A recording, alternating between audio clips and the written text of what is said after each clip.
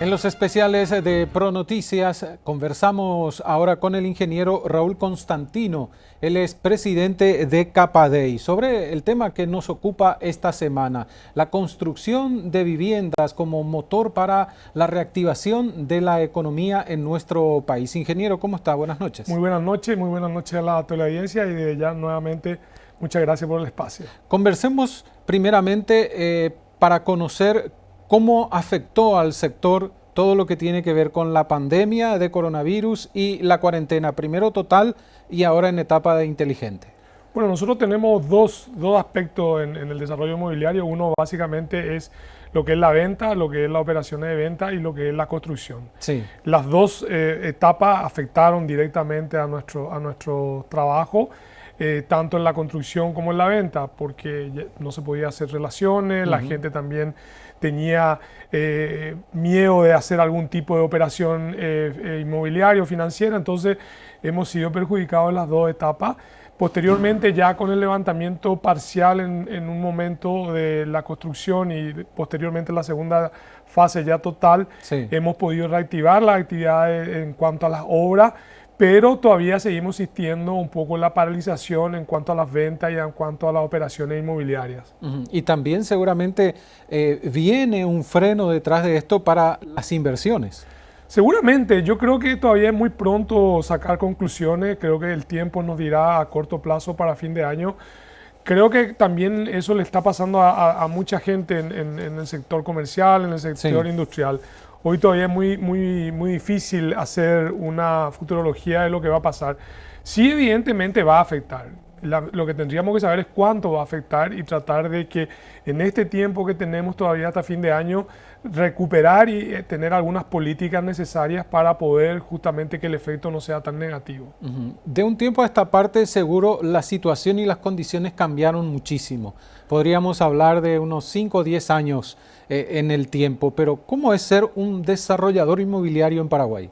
Bueno, realmente nuestro gremio o nuestra actividad, así como creo que hoy se conoce en el medio, es relativamente joven. Justamente un poco lo que decías tú, tienen 8 a 10 años donde hemos visto todo este florecimiento de lo que son los edificios, los departamentos y por qué no también decirte lo que son los espacios de trabajo que han sido las oficinas corporativas.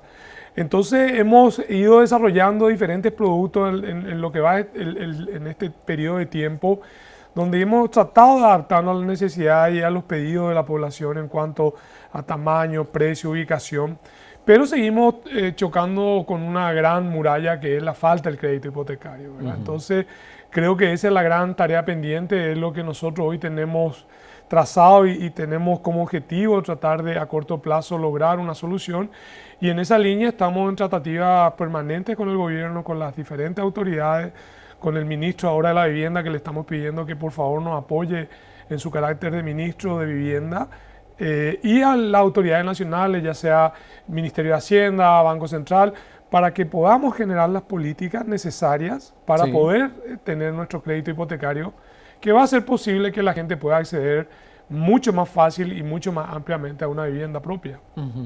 ¿Cómo estuvo antes de la pandemia el nivel de ocupación? Usted mencionaba las oficinas corporativas. ¿Cuál era el nivel que tenían las oficinas corporativas, por ejemplo, de ocupación? ¿Y cómo eso cambió en este tiempo? ¿Varió negativamente, de manera positiva? Bueno, ya la oficina corporativa es un segmento que vino a quedarse y que en su momento, cuando recién se comenzó a hacer los grandes proyectos que hoy día están sobre autopista al frente de los shopping, que creo que son muy emblemáticos, hubo un poco de escepticismo de mucha gente y diciendo ¿quién va a ocupar? El tiempo ha dado la razón a la gente que tuvo la visión para apostar por ese tipo de producto, y hoy vemos que un sinnúmero de empresas medianas, pequeñas y grandes empresas están ocupando esos espacios. ¿Cómo ha afectado la pandemia? Yo creo que ha afectado porque evidentemente el movimiento comercial disminuyó de toda la empresa, mediana, pequeña, grande. Solamente algunos sectores siguieron trabajando normalmente, que fue básicamente el rubro alimentos y el rubro de lo que es el agro, pero después en general, el comercio en general ha sufrido. Sé que han habido algunos casos, no son referenciales, pero que han pedido acogerse a esa ley que salió de financiar un poco estos 3 meses Sí. de alquiler.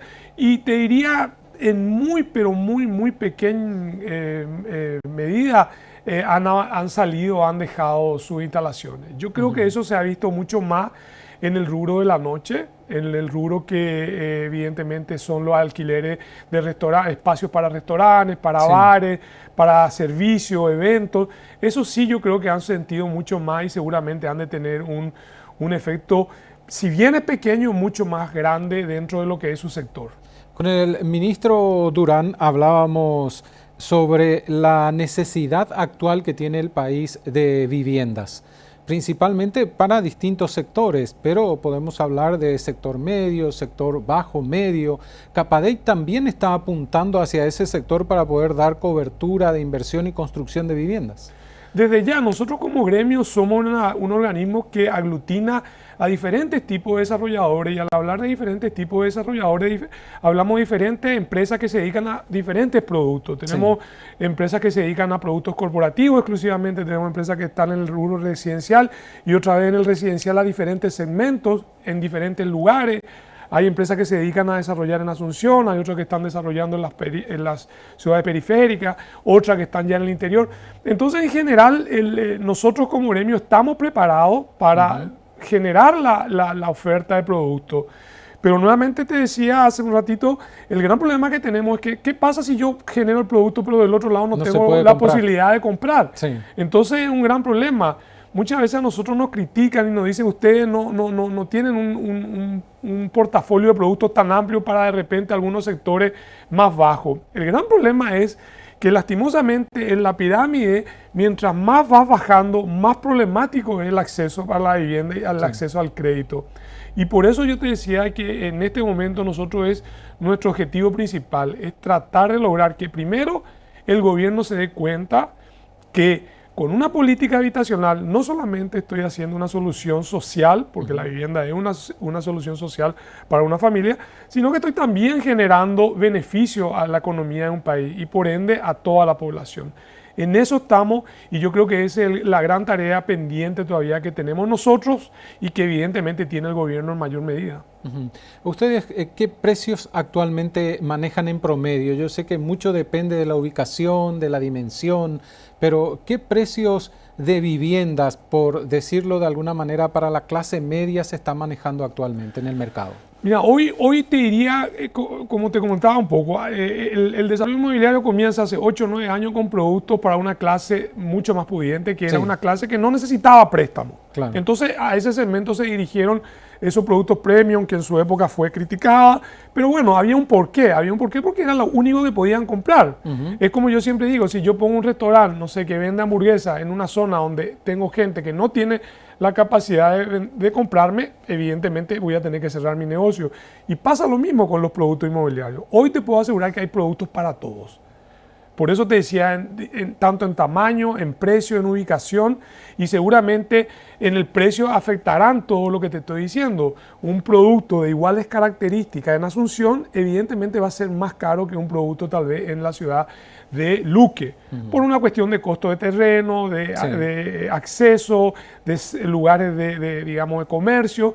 Entonces, dependiendo de eso, hay un sinnúmero de parámetros que afectan al precio de la vivienda. Hoy día, yo creo que te podría decir que hay viviendas desde 25 o 30 mil dólares para arriba y ya lo que está por abajo es lo que hoy está trabajando fuertemente el Ministerio de la Vivienda, que son los planes más sociales, ¿verdad? Sí. Así que en ese sentido hay, pero generalmente esos desarrolladores que están apostando a esos productos están tropezando con mucho más problemas otra vez que esa clase media o esos productos que están dirigidos a una clase media, donde eventualmente la falta de comprador final o de la familia que va a vivir en él, lo suple el inversor. ¿Y quién es el inversor? Es la persona que ve en el alquiler una posibilidad de tener una jubilación o tener un ingreso extra.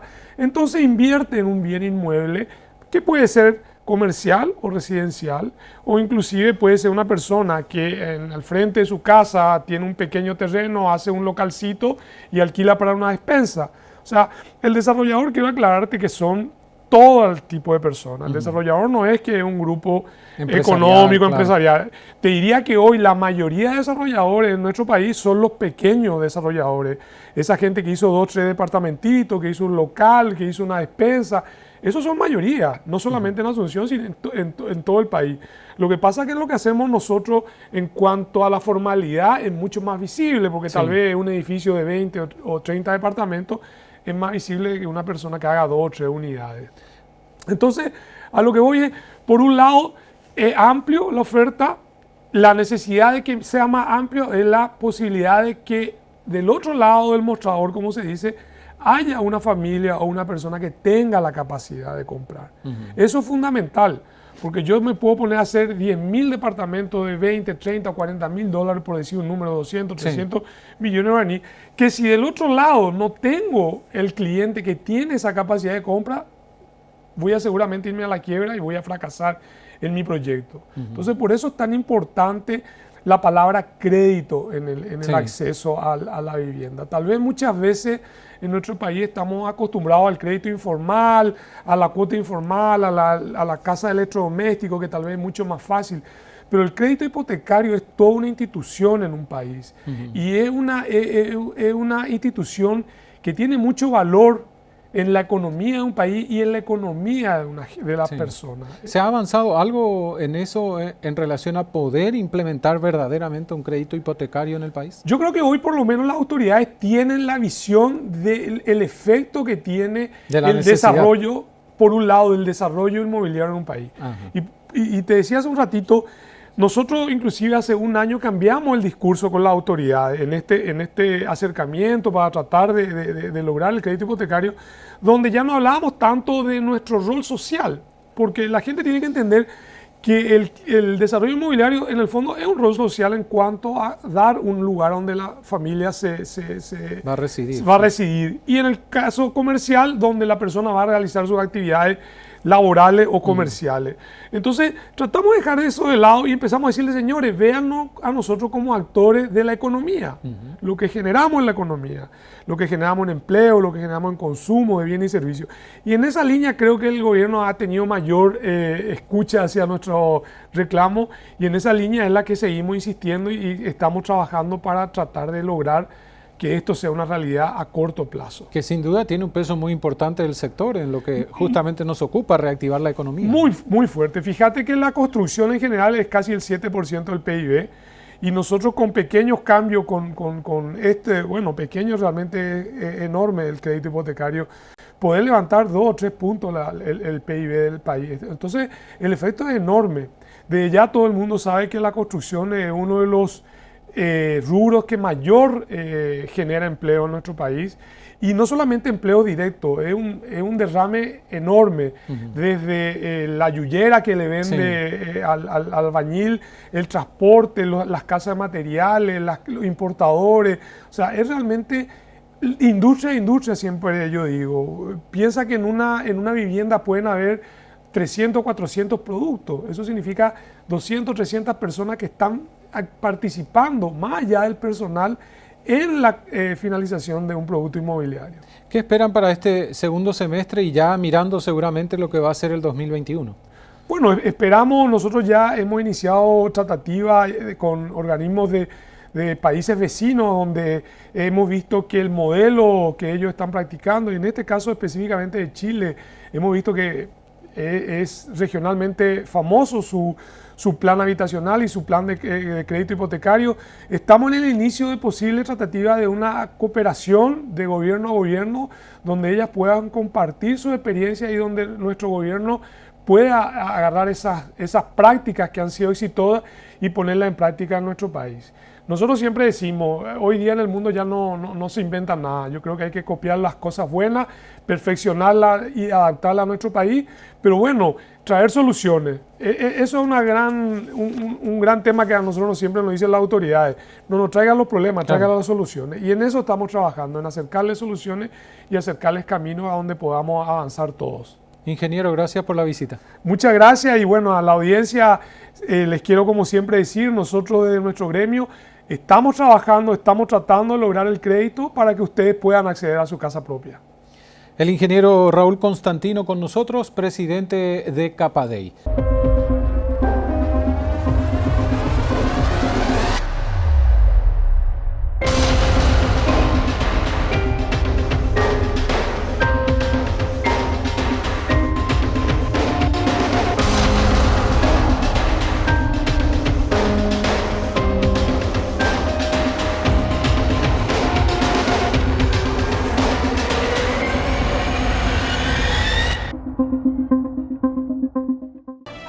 Recibimos en Pro Especiales en este momento al arquitecto Víctor González Acosta. Él es presidente del grupo Habitalis.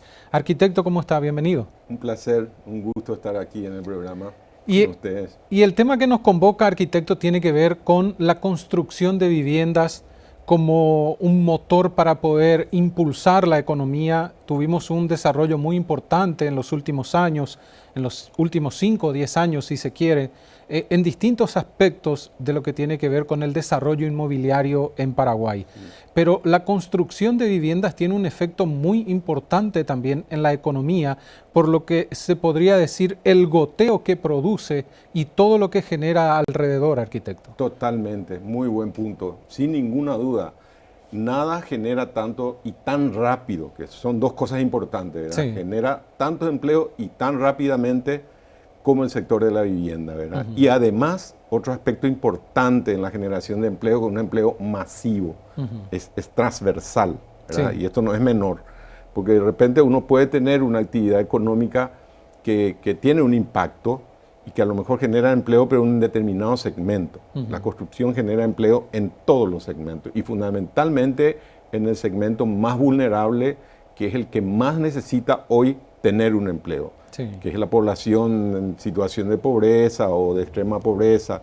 Esa es un área que con la pandemia nos ha mostrado la enorme debilidad desde el punto de vista económico y social, y creo que sin duda alguna la vivienda es un motor, una herramienta clave para la reactivación. De hecho, todos los países que han pasado por procesos de crisis en todo el mundo, desde Canadá hasta acá, siempre han apelado para reactivar la economía a la construcción de viviendas. Yo te doy algunos números solamente. Sí. Por cada 1000 viviendas que nosotros vayamos a construir, estamos generando de manera inmediata 15.000 empleos. O sea, imagínense en un escenario de 10.000 viviendas, estaríamos generando 150.000 empleos para esa enorme población, sobre todo para los jóvenes en esa situación que hoy más que nunca necesita.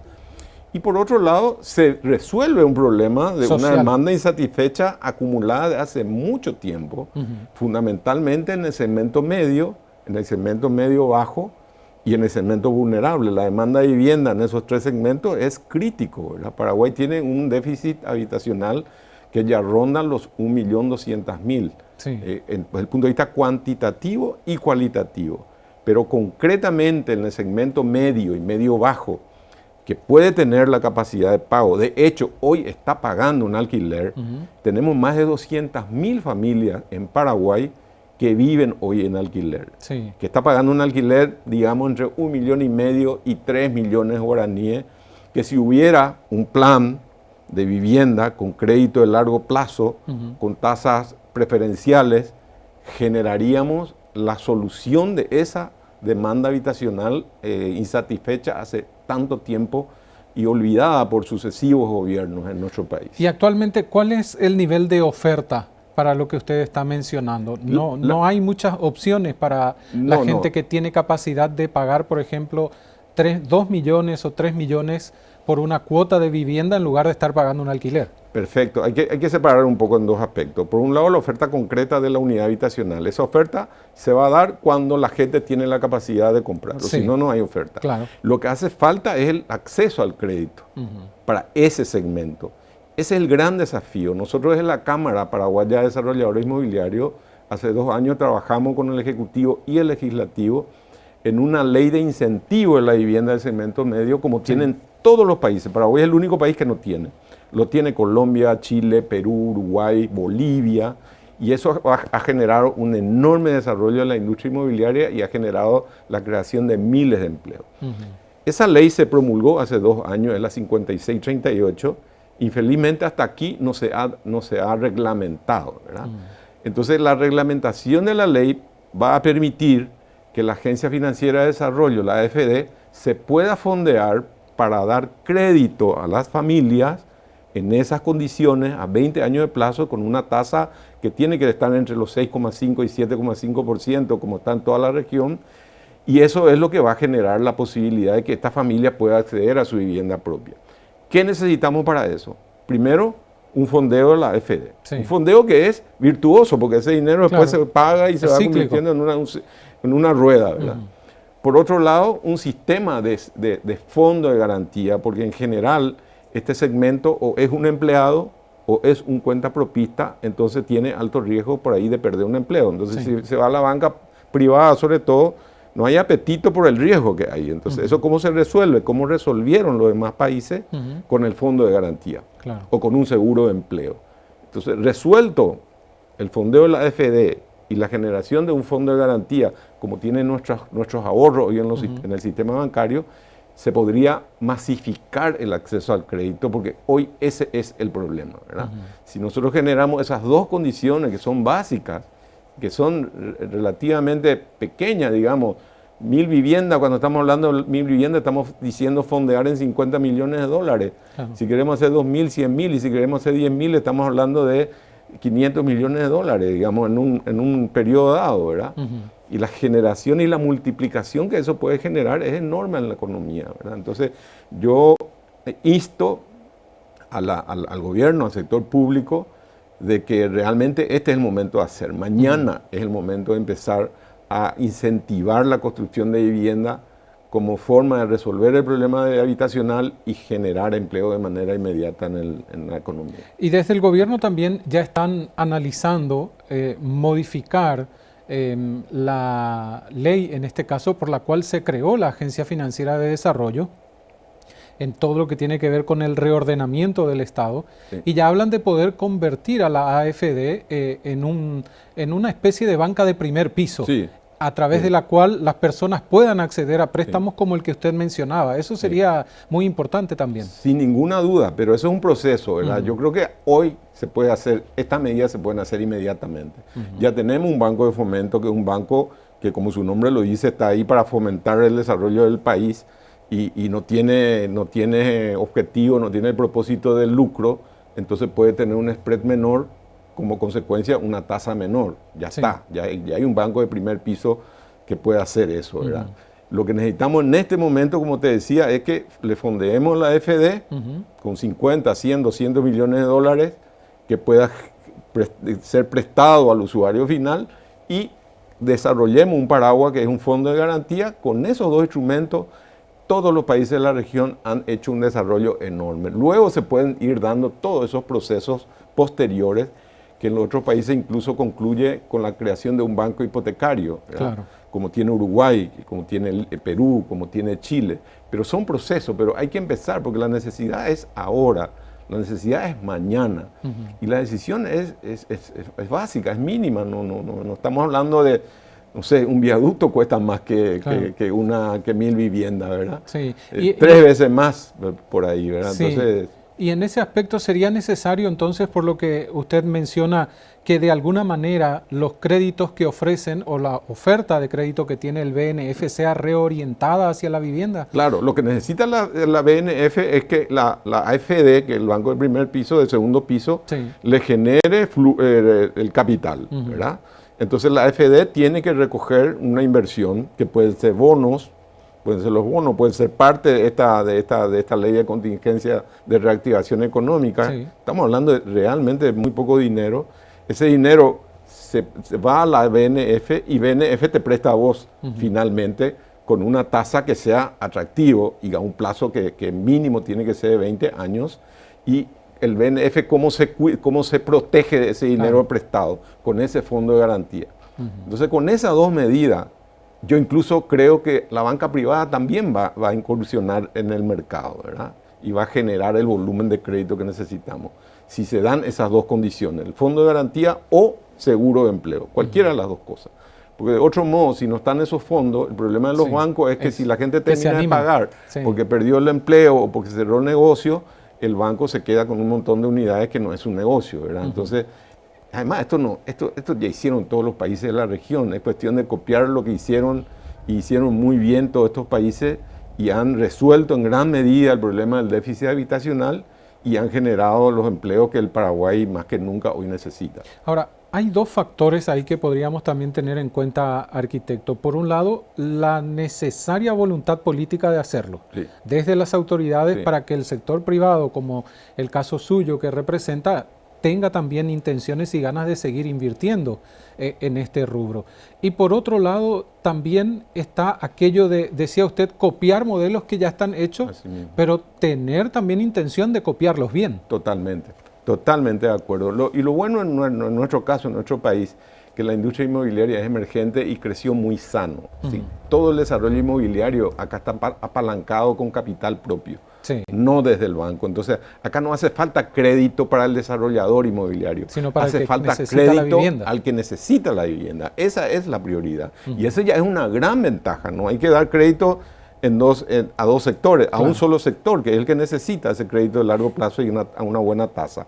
Entonces es más fácil el problema, más fácil la solución del problema. Como vos bien decís, depende de una voluntad política de firme y creo que este es el momento. Este es el momento. Mañana tenemos que empezar a trabajar en esto.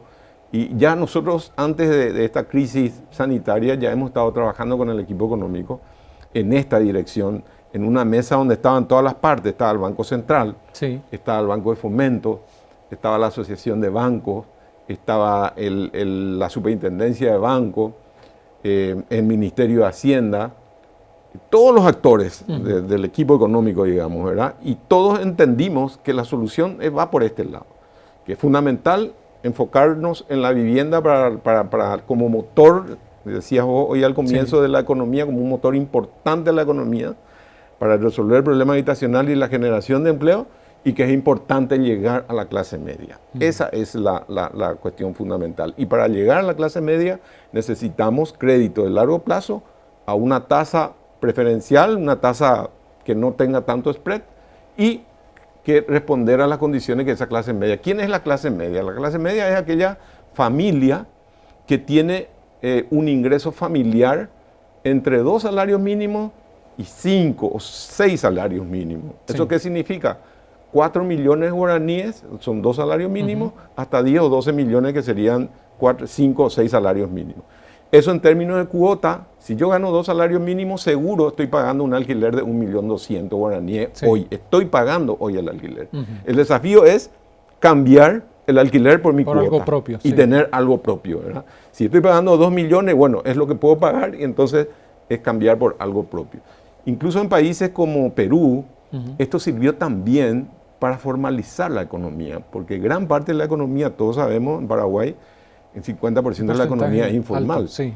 Y esta es una manera de formalizar. ¿Cómo hicieron ellos? Por ejemplo, el cuentapropista. Vamos a suponer el que vende alimentos en la esquina, el lomitero de la esquina. Seguramente un lomitero que trabaja bien gana más que cualquiera de nosotros, ¿verdad? Pero él se va al banco y no es sujeto de crédito. No. Porque no puede demostrar lo que está Sus ganando. ingresos, sí. Entonces, ¿cómo hicieron los peruanos? Le dicen a ese señor Juan, que vende el lomito en la esquina, si vos ahorrás por 6 meses el valor de tu futura cuota, vos sos sujeto a crédito. Entonces, automáticamente está formalizado ese señor. O, si vos me traes la factura de 12 meses de alquiler, estás pagando 1,5 millones, digamos, vos sos sujeto a crédito para una cuota de 1,5 millones. O sea, fantástica la solución. Sí. Entonces, de ese modo formalizaron a un montón de... Y entraron al sistema. Y entraron al sistema gracias al crédito, ¿verdad? Porque resolvieron su problema habitacional, se formalizaron y generó una dinámica en la economía en materia de empleo impresionante, ¿verdad? Sí. Y en este caso la pandemia vino a frenar muchas cosas. Usted mencionaba el diálogo que ya se entabló con el equipo económico, hacia dónde hay que orientarse y qué hacer. Pero también sirve como para poder dar el puntapié. Este es el momento, decía usted, para poder hacer ese quiebre. Totalmente. Yo creo que más que nunca esta es la oportunidad. ¿Por qué? Porque este es el momento que nosotros necesitamos que en la micro, que en el día a día la gente se mueva el dinero. Y sobre todo en ese segmento medio, medio bajo y pobre de la población, ¿verdad? Esa es la población que más necesita en este momento. Y esta es una solución espectacular, formidable para resolver ese problema de manera inmediata, o si no, tenemos que generar unas condiciones de subsidio permanente que tampoco el Estado tiene tantos recursos como para mantener. No es sostenible eso, ¿verdad? Lo sostenible es generar empleo para la gente de manera digna y al mismo tiempo resolver un problema hace rato, de hace mucho tiempo, insatisfecho, como es el acceso a la vivienda. La situación actual del sector con la pandemia, ¿cuál es según su óptica? Y bueno, en el primer mes el sector paró totalmente, ¿verdad? Y en el tema de la construcción, bueno, uno para y ingreso cero. Sí. Después, una vez que se abrieron las condiciones en la siguiente fase, gradualmente fue recuperando su ritmo, ¿verdad? Y seguramente en un mes, 2 meses más va a volver al ritmo de antes de la pandemia, tal vez no con tanta dinámica como teníamos, sino que de un ritmo un poco más lento, ¿verdad? Porque todavía la demanda está, solo que en un segmento que es también reducido. Porque claro, que no es el masivo. Claro, nuestra pirámide poblacional es muy claro, ¿verdad? Un segmento alto pequeño de 10%, tal vez máximo, un segmento medio alto, y la gran base, el gran medio, el segmento de clase media y media baja, y el segmento vulnerable. Ambos necesitan solución. La población vulnerable tiene que estar resuelto desde el Estado a través del Ministerio de la Vivienda, pero sin ninguna dificultad, si se dan estas condiciones, el segmento medio y medio bajo puede ser resuelto desde la acción privada perfectamente, ¿verdad? Actualmente todavía hay temores por lo que pueda llegar a pasar ante esta situación mundial que vivimos. Hay algunos cambios que se están dando también en todo lo que tiene que ver con lo financiero, con lo económico. Si bien Paraguay siempre destacan a nivel mundial, tiene números macroeconómicos muy buenos, pero hay temor todavía del inversor y una mirada puesta en esperemos a ver qué ocurre y después seguimos avanzando en lo que estábamos. Sin duda, en situaciones como la que nos toca atravesar genera incertidumbre en todos los sentidos, ¿verdad? Pero también hay que decir que, como vos acabas de decir, a Paraguay lo toma esta situación de crisis en una condición macroeconómica muy saludable. Sí. Eso nos permite atravesar de mejor manera, aún golpeado, también vamos a estar, y estamos de hecho golpeados en muchos sectores, algunos sectores más que otros, el sector de los restaurantes y todo lo que es servicio, hoteles y demás están pero absolutamente golpeados.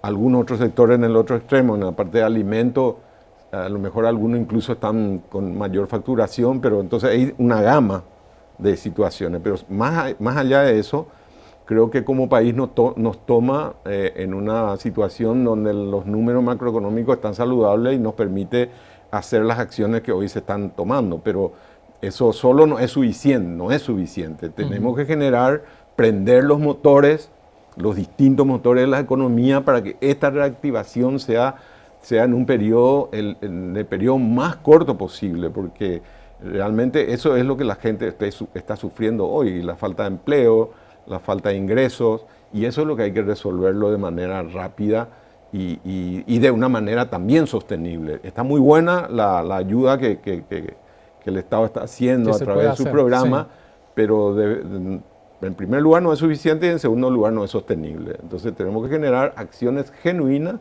que apunten a la reactivación de la economía de manera rápida, ¿verdad?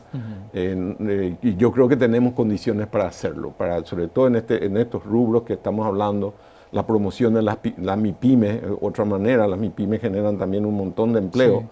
Entonces yo creo que desde el sector público tenemos que estar enfocados en aquellos rubros donde muy rápidamente podemos reactivar la economía. Yo creo que debe ser la prioridad y sin ninguna duda en ese contexto la vivienda es una de ellas. Y en desarrollo urbanístico tenemos mucho por hacer todavía, arquitecto, no solo en Asunción, sino en muchas ciudades del país. Totalmente. Paraguay es un país todavía muy rural.